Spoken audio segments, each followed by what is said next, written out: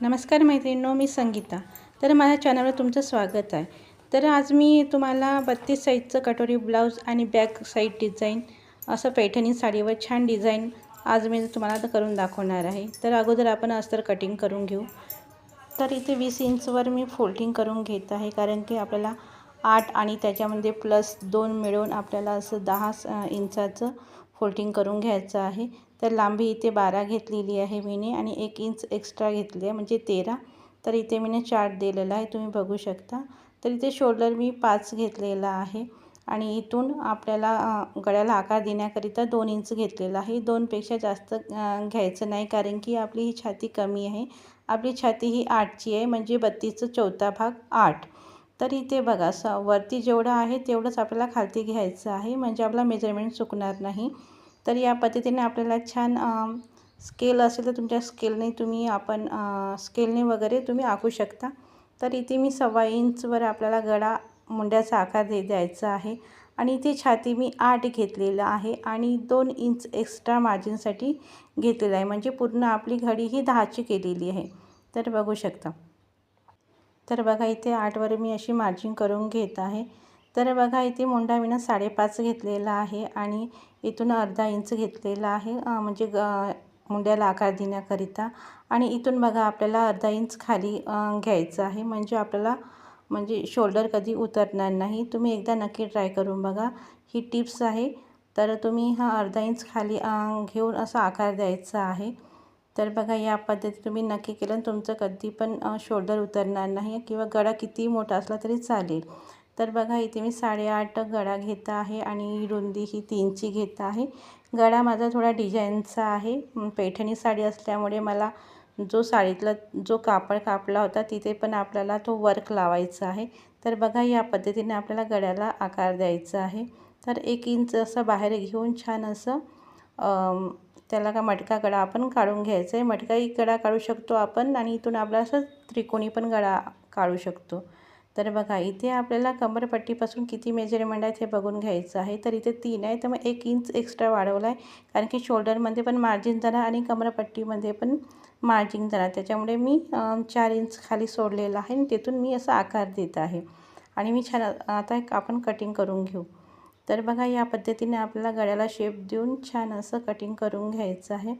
आणि आता आपल्याला हा बॅक साईड झाला, आता आपल्याला फ्रंट साईड कटिंग करून घ्यायचं आहे. तर असं फ्रंट साईडवर आपल्याला ठेवायचं आहे आणि नंतर 1 इंच एक्स्ट्रा सोडून आपल्याला तिथून मेजरमेंट करून घ्यायचं आहे. तर बघा, 1 इंच मी खाली मार्जिन करून घेतलं आणि तिथून मला 13 इंच मोजून असं शोल्डर करून घ्यायचं आहे. तर बघा, इथे मुंडा मी 5.5 घेतला, जसं आपल्याला बॅक साईडला घेतलं त्याचप्रमाणे मेजरमेंट इथे करून घ्यायचं आहे.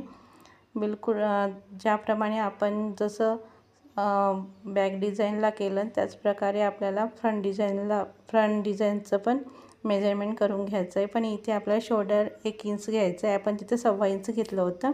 तर आकार देण्याकरिता 1 इंच घेतला आहे आणि गळा हे 5चा घेतला आणि रुंदीसाठी 3 किंवा 2.5 घेऊ शकतो तुम्ही. तर इथे मी 3 घेतलेला आहे आणि गळ्याला असा आकार देऊन द्यायचा आहे. तुम्ही इथे कोणता पण गळा ठेवू शकता. तर इथे मी गोल गळा ठेवलेला आहे.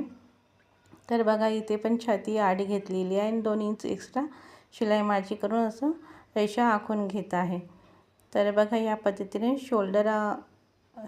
मुंडा असं गोल आकार दिलेला आहे आणि रेषा असं आखून घेत आहे.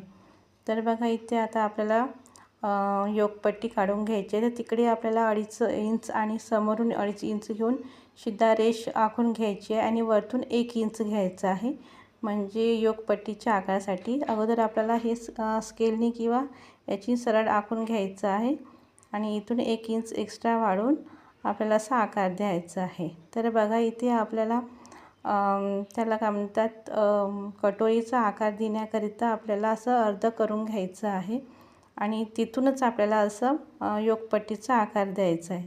तर बघू शकता, या पद्धतीने तुम्ही नक्की एकदा ट्राय करून बघा. तुमचं परफेक्ट ब्लाऊज म्हणजे बसणार.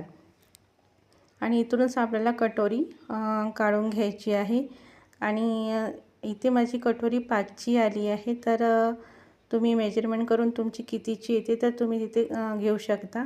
तर बघा, इथे 2.5 इंच मुंडाचा आकार घेऊन असा गोल आकार देत आहे। तर बघा आपल्याला योकपट्टी कापून घ्यायची आहे आणि जो आपण कटोरी घेतली आहे ती कटोरी आपल्याला कामी येणार नाही। कामी येणार म्हणजे ती आपल्याला गळापट्टी किंवा हुकपट्टीला आपण यूज करू शकतो त्याला, पण त्याची कटोरी आपण करू शकत नाही। तर आपल्याला बघा बॅक साईडला थोडं असं वरतं ठेवून असा आकार द्यायचा आहे, म्हणजे फिनिशिंग छान येते। तर बघा इथे आता आपण कटोरी कटिंग करून घेऊ। तर बघा असं अगोदर आपल्याला असं ड्रॉ करून घ्यायचं आहे। चारही बाजूनी ड्रॉ करून घेतलं की म्हणजे कटोरी ती बाजूला करून घ्यायची आणि तिथून आपल्याला मेजरमेंट घ्यायचं आहे। तर बघा या पद्धतीने आपल्याला ड्रॉ करून घ्यायचं आहे आणि या साईडला 1 इंच वाढवायची आहे आणि या साईडला पण 1 इंच वाढवायची आहे।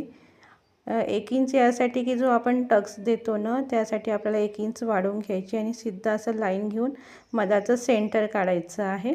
तर बघा या पद्धतीने आणि येथून आपल्याला 1.5 इंच खाली वाढवायचं आहे आणि सगळे पार्ट्स आपल्याला जोडून घ्यायचे आहे। तर बघा या पद्धतीने तिरपी लाईन आपल्याला दोन्ही बाजूच्या तिरपी लाईन जोडून घ्यायची आहे आणि जो इथून पण आपल्याला 1 किंवा 2 सूत आपल्याला थोडं वाढवलं तरी चालते आणि इथून अर्धा इंच वाढवून असं छान गोल आकार द्यायचा आहे। तर या पद्धतीत तुम्ही नक्की एकदा ट्राय करून बघा, तुमची कटोरी कधी पण चपटी होणार नाही आणि एकदम परफेक्ट होणार। तर बघा इथे मी टिप्ससहित तुम्हाला माहिती देत आहे। तर इथे अगोदर आपण बॅक साईडचं डिझाईन बघू। तर बघा इथे आपल्याला अस्तर आणि ब्लाऊज स्टिचिंग करून घ्यायचे। अगोदर आपल्याला